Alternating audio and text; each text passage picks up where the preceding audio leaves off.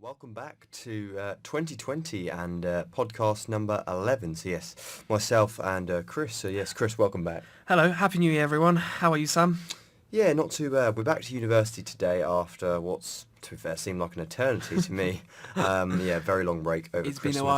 been a while. Yeah, we finished our first term, I think like December the 7th or something, and Something today's like that. actually been our first day back. And yeah, we've had classes again. And how's your shorthand, Chris? Yeah, shorthand. Was rubbish at it before Christmas, still rubbish at it, but we keep going up until we reach 100 words per minute. Yeah, that's, I think, quite a long way away from me at the moment. But And me, Sam, don't worry. yeah, we'll definitely be getting to grips with that over the next 10 weeks or so. 100 words per minute, that's the target for us. In terms of sport over Christmas then, wow, there was loads of sport. We've got football to talk about today, snooker, darts, plenty of cricket, and lots of review as well ahead in 2020. So the Christmas period, what happened for Tottenham over the Christmas period? Well, over the Christmas period, just before Christmas, we played Chelsea at home, which was an important game for Jose Mourinho because he was playing against Frank Lampard, so all the stories with master versus apprentice, who was going to come out on top. As we all know, it finished 2-0 to Chelsea at the Tottenham Hotspur Stadium. So apprentice actually beat master. The results have not improved much for Tottenham. We have had no wins in the last 5 Premier League games. Oh dear. And we are stuck outside of the top 4, currently in 8th place behind Sheffield United. 8 points off the top 4. Our most recent game was against Watford. It was last Saturday.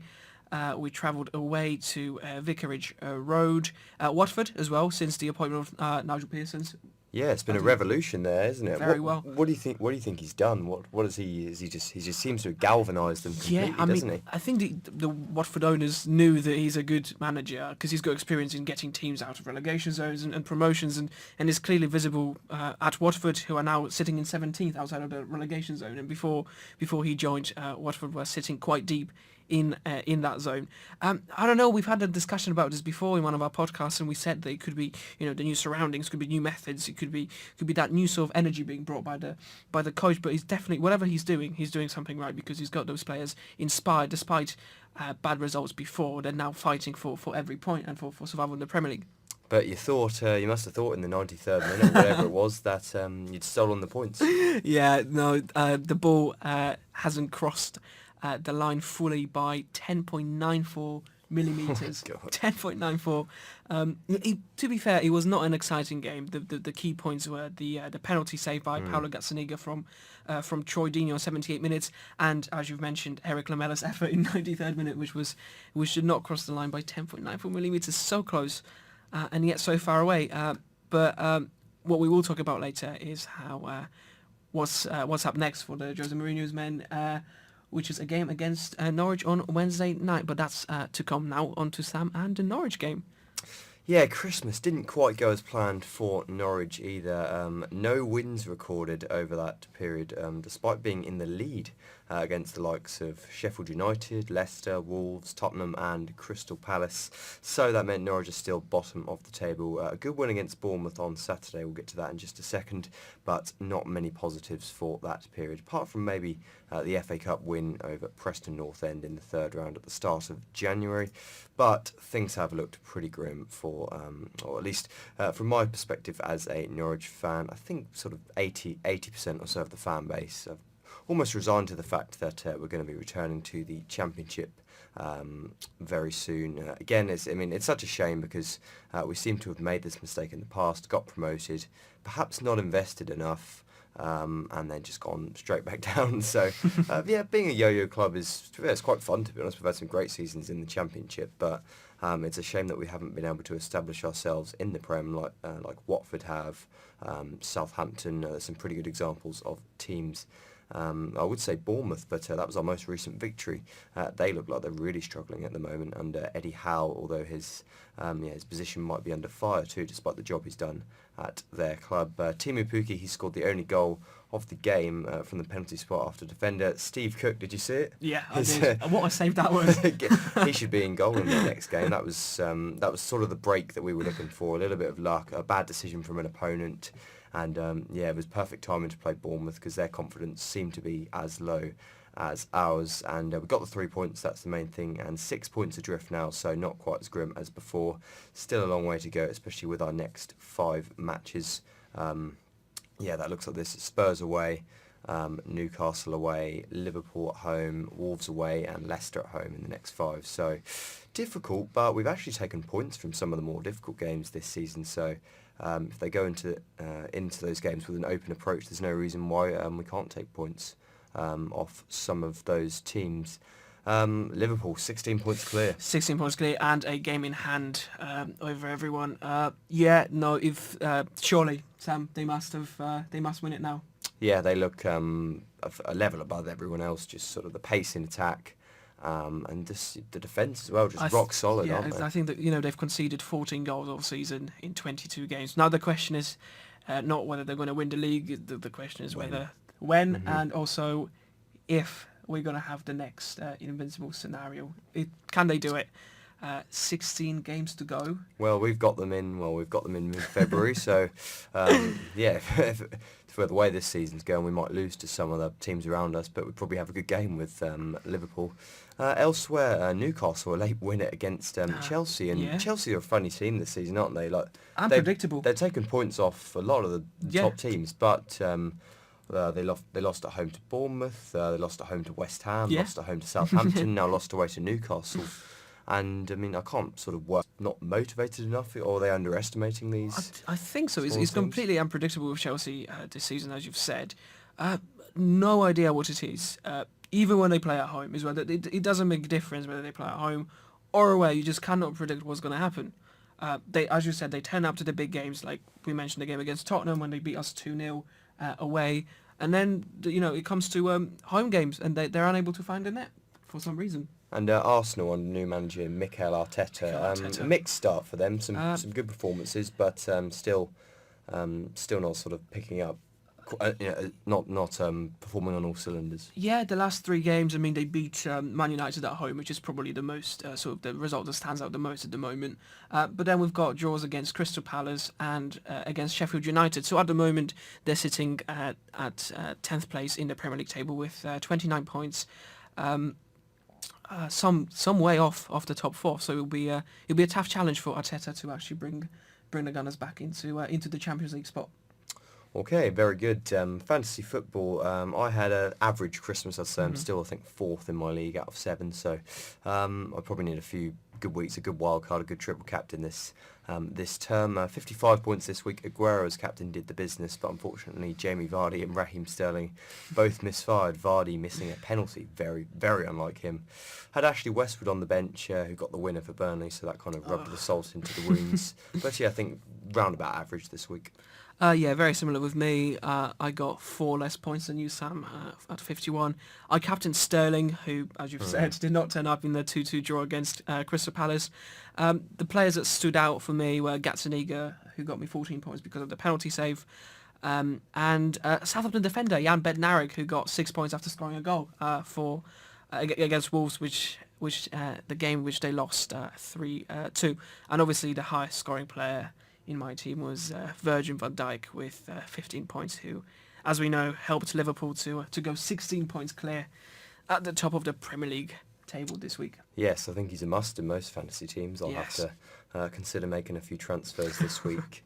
Down to the Championship, it's been a fascinating season so far. We've been talking about it each week and just how tight it's been. And it's just as tight as it was before Christmas, to be honest. And now the gap between the top 2 and the rest of the division starting to close a bit. West Brom and Leeds still flying high, but the chasing pack not too far behind. Fulham, Nottingham Forest and Brentford all closing in on a faltering Leeds side.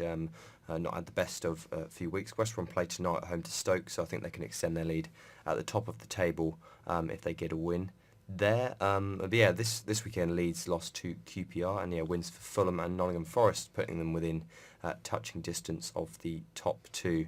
And the playoff places, again, lots of teams pretty close together. Chris, you can explain a bit more there. Yeah, so we mentioned very tight at the top between West Brom and Leeds, only 1 point difference, with West Brom sitting at 53 points and Leeds at 52 just behind.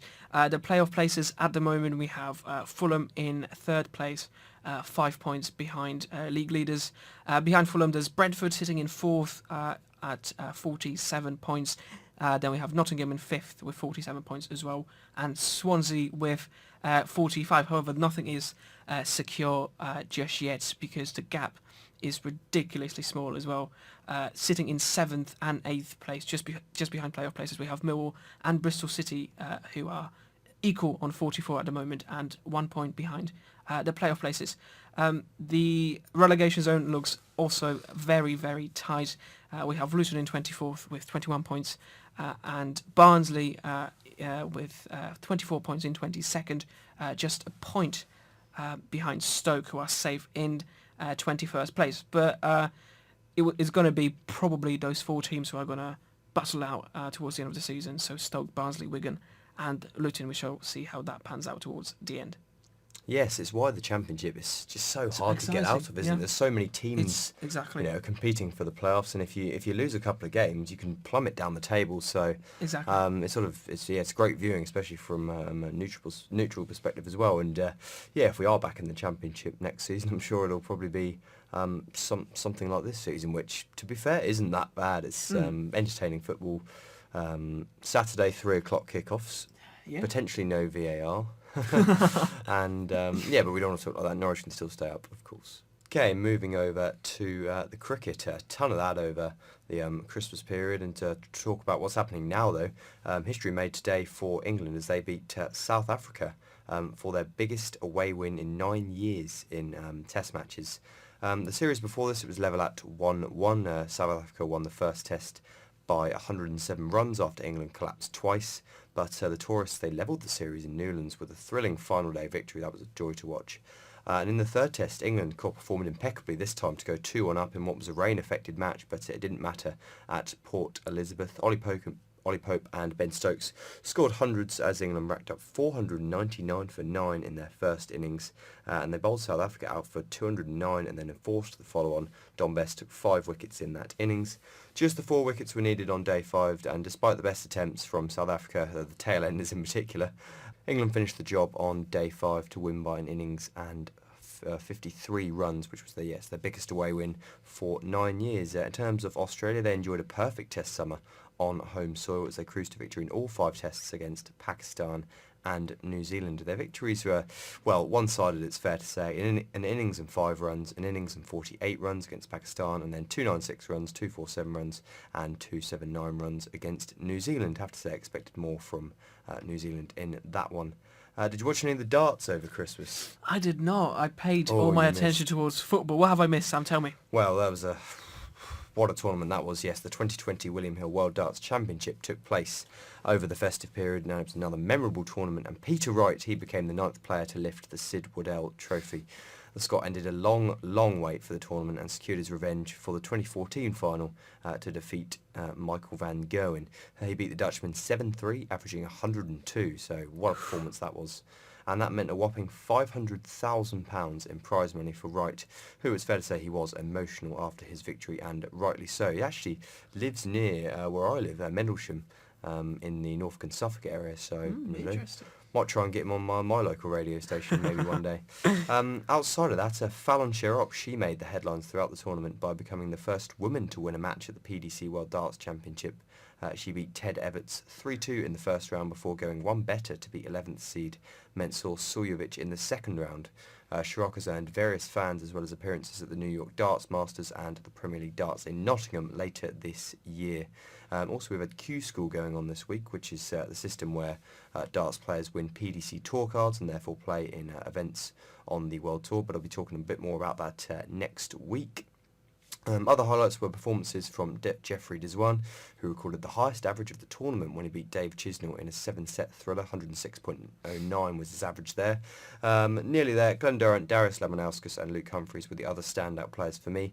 They reached further rounds than I thought they would in the tournament, and yeah, overall it made for a great festive period, and it was on every single day pretty much, so perfect for a darts fan like me. And if there's no football on, no cricket on, then I've got the darts to watch. So I had no shortage of sport to watch. Well, yeah, feasting on all the leftover Christmas food and the drinks, and I went to the darts as well at the Alexandra Palace for one of the afternoon sessions. And I can tell you, yeah, it is as good as it looks and sounds on TV. It's quite a small area, though. Actually, have you been there, Alexandra Palace? I've been there once for a concert, but not darts. But it looks quite cramped, quite packed. Yeah, it's really sort of like we were in the stands, but we're only a few metres or so from the tables, and everybody just has a great time, to be honest. Alexandra Palace itself, you can see right from the top of it, you can see Spurs' stadium. I know, because it's not far at all from Tottenham. But yeah, a great tournament and loads of darts to come in the coming weeks, so that'll be a regular feature on the podcast. Hopefully be able to get a few more interviews as well for darts. I'm playing in a division again this year, so hopefully I'll meet some players who can talk a bit more about the sport and add some other perspectives. Next up, the snooker, the Dapperbet Masters tournament. Catch any of this over the last week? Not at all. No snooker whatsoever for me over Christmas. Fair enough. Yes, it was an eventful Masters tournament last week, also at the Alexandra Palace, with Stuart Bingham taking the crown. Judd Trump, Ding Junhui, Mark Selby, Mark Allen and Neil Robertson, they were all knocked out in the first round despite being favourites for their matches. So, yes, quite a brutal tournament, this one. Bingham beat another surprise package in Ali Carter in what was a very tense final, winning 10-8 after winning 5 of the 6 frames after the mid-session interval in the evening's play. And both players, to be honest, can be pretty proud of excellent performances for them in what is a really, really tough tournament to win. And yes, I was lucky enough to be able to make another trip to Ali Pali, my third in the last 3 months. Went to the opening session of the 2020 Masters, watching Ding Junhui play Joe Perry. It was Perry who won that game, much to my surprise, to be honest, 6-3. My dad, he put a bet on 6-3. He had £10 at 7-1, so that paid for all our transport and tickets. And yes, that arena was even smaller, but there are 2,000 people in there, and yeah, you're really enclosed. That's a lot of people. Yeah, it's a much better atmosphere than you'd think as well. Yeah. In snooker, although the Masters is a very kind of prestigious, high-profile tournament, so no surprise. No shortage of sport coming up over the course of the year and the next few weeks, and it starts on Wednesday at the Tottenham Hotspur Stadium, where me and Chris, we go head to head. Head to head. 7:45 kick-off.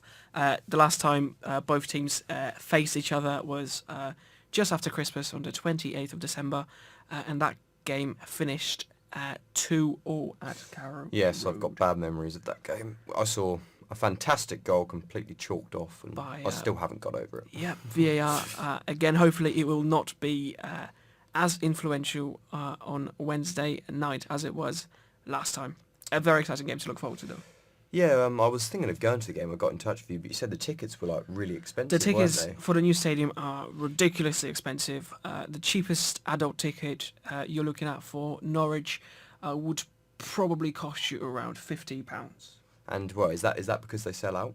It's because they sell out. So supply and demand. Every game. I went to the FA Cup clash against Middlesbrough. It was rain. It was the weather was miserable. It was rainy. It was windy. It was a Tuesday night game. Sorry.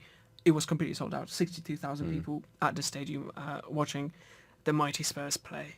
Yeah, I guess that's fair enough. In terms of Norwich getting anything from the game, it depends how we start, to be honest. I think we can compete with Tottenham. Well, I watched us compete with Tottenham at Carrow Road, and I just feel like Jose Mourinho's just sucking the life out of Spurs a little bit, and you just looked like he lacked a little bit of confidence, like Dele Alli especially. We all knew that was going to happen when Pochettino left. What Mourinho's trying to do this season is make Tottenham play the Mourinho way, which is play ugly, play non-exciting football, but get the results and secure. Because he started really well, didn't he? Yeah. He started very well, and then, as we can see, there's no excitement. The players are not excited to go out and play on the pitch. There's no exciting plays. There's no attacking football. It's just going out to get a result. Another game which we should all look forward to is the London derby between Chelsea and Arsenal. That's on Tuesday night at nice. 8:15. So then, score prediction? For Tottenham Norwich? Yeah. I'm going to go 3-1 Spurs. Okay, I think it's going to be, I think 2-0 to Spurs. I think we'll turn up and play, but we'll maybe have a couple of chances. But away from home, we've been woeful. So I think they might still be a bit tired from Saturday too. But yeah, always hope we can nick a point maybe, or even all 3 points. But it's not going to be what it is now. But it shouldn't sort of be results against Spurs that are determining whether we stay up. But yeah. Then this weekend, the FA Cup fourth round, both of our teams through to that after wins against Borough and Preston. We travelled to Burnley, and that sucks. Yeah, a little bit. I was hoping we'd either get a home draw or somewhere near London or somewhere south where the weather's nice. Yes, but it's definitely winnable, to be honest. I'd love Norwich to have a cup run this year, especially with the season looking like it's going to come to a fairly premature end. So, yeah, if we can get to the fifth round or even the quarterfinals, then that would sort of just be much better than in recent years, and just do the club some good and a little bit of money from that. That's Saturday 3:00. Tottenham will travel down to Southampton, who are actually doing quite well. Remember Southampton being in the relegation zone a few weeks ago. Now they're up to 13th in the Premier League. Last time we faced the Saints away was just after Christmas, and we lost that game 1-0. A tough place to go, especially with Danny Ings on fire at the moment. They've been really improving, haven't they, Southampton? Yeah, 100%. And as we know, Danny Ings scoring a lot of goals and giving Gareth Southgate a massive headache in terms of selection before the Euros this year.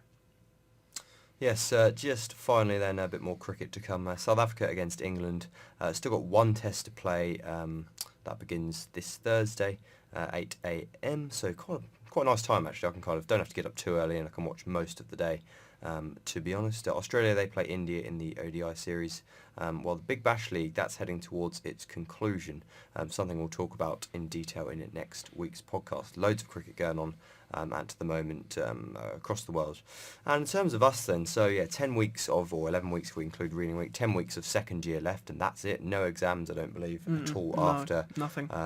Our sort of exams are, we have news days, that's kind of what I'd call our exams, to be honest. Yeah. Otherwise, our other modules, we've got online and social media. We did that this morning, didn't we? Shorthand, sports journalism, we do that tomorrow. That should hopefully help both of our developments in terms of that career if we want to go into it. And other than that, feature writing. Might be a decent module, I think. And of course, audio and video. That will lead up to our news days, where we develop a lot more journalistic skills and sort of reacting a bit more under pressure. So yeah, it's going to be a very busy term. Trying to get 100 words per minute on top of all of that. But hopefully we can enjoy it. Any work experience or internships over Christmas or coming up? Over Christmas, not so much. I've just gotten in touch with a few companies, including Crystal Palace media team, to do an internship over the summer. Also trying to get into the other side of journalism, which is PR. Yes. So I've applied for a few internships as well. A few places got back to me. So that's what I'll probably be doing over the summer. What about you, Sam? Any plans? Got a bit of work experience coming up at the Times. That's in April after term finishes, and then probably between then and sort of July, I'll be looking to get more experience at different places. Maybe go and shadow a few writers while the cricket season's going on. Try and cover a few games. And then I may do a year abroad, so that would involve going to, I think I've applied for Brisbane in Australia, Perth, and also Ryerson University in Canada. So that's going to develop sort of over the next couple of months, and I'll make a decision as to whether I want to do that, and that would start sort of midway into the year. So quite a lot on our plate potentially for the next few months, but this podcast will remain weekly. We'll try and get at least 10 episodes done, may take a week off for reading week. And yes, it's going to sort of be a similar layout to before. Plenty of chat about sport, try and sort of have as many little debates as we can, and sort of keep an eye on the sports world and all the news that's going on and sort of the biggest talking points across sport. And yeah, very much looking forward to doing that while continuing with the course. And yes, to check out both of our Twitters or get in touch with us if you've got any opportunities. Or want to even come on the podcast, that's something we might look to do. Pablo, he'll make a few more appearances, and I might try and get some more interviews, perhaps some interviews we do from our course, try and get these on there, and just add a little bit of variation to it. But yeah, thank you very much for listening to this one, and we will catch you next week.